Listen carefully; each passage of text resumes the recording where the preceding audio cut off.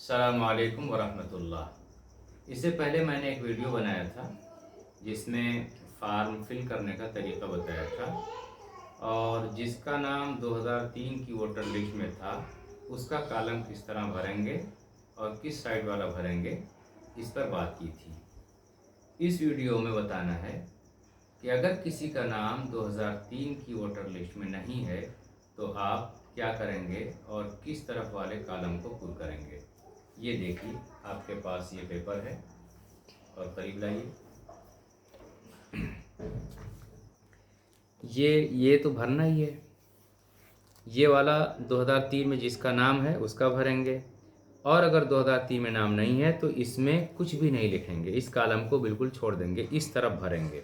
और इसमें बहुत साफ लिखा हुआ है, बहुत साफ लिखा हुआ है कि पिछले कॉलम में दिए गए संबंधी का विवरण पिछले SIR के अनुसार, यानी आपने ऊपर जो भरा है इस कॉलम में आपने जो अपने माता और पिता का नाम लिखा है, इनमें से किसी एक की तफसील इसमें देनी है और 2003 के अनुसार देना है। यानी जिस तरह 2003 में वोटर लिस्ट में आपके माता या पिता का, आपकी वालिदा या वालिद का नाम लिखा था, उसी तरह लिखना है।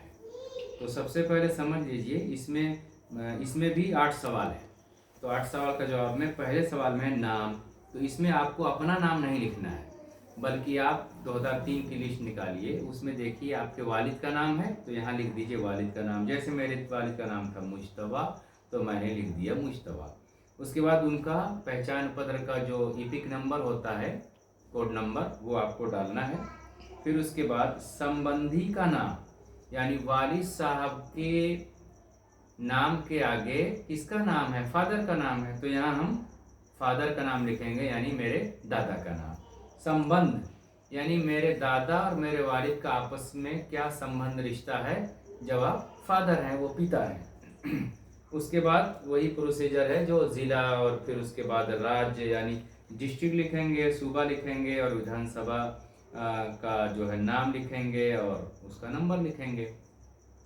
लेकिन अगर आप अपने वालिद का नाम इसमें नहीं लिखना चाहते हैं, अपनी वालिदा का नाम लिखना चाहते हैं, 2003 की लिस्ट में मौजूद है, तो आप अपनी वालिदा का यहाँ नाम लिखेंगे। उसके बाद उनका ID नंबर, ईपिक नंबर, उसके बाद संबंधी का नाम। यही थोड़ा सा यहाँ पर ध्यान देने की ज़रूरत है। अगर वालिदा का नाम लिख रहे हैं तो 2003 की लिस्ट पहले देख लीजिए, वालिदा के नाम के आगे किसका नाम लिखा है। अगर वालिदा के पति का नाम लिखा है, यानी मेरे वालिद का नाम लिखा है, तो वहाँ आप लिखेंगे वालिदा के शौहर का नाम, और फिर संबंध में रहेगा पति। और अगर वालिदा के नाम के आगे वालिदा के अब्बा का नाम लिखा है, यानी मेरे नाना का नाम लिखा है, तो फिर संबंध में लिखेंगे फादर, यानी वो उनके वालिद थे।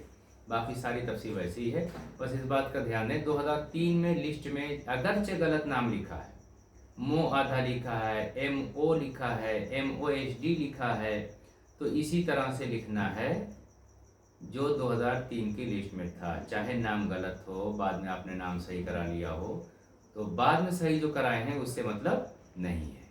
वस्सलाम वालेकुम वरहमतुल्लाह।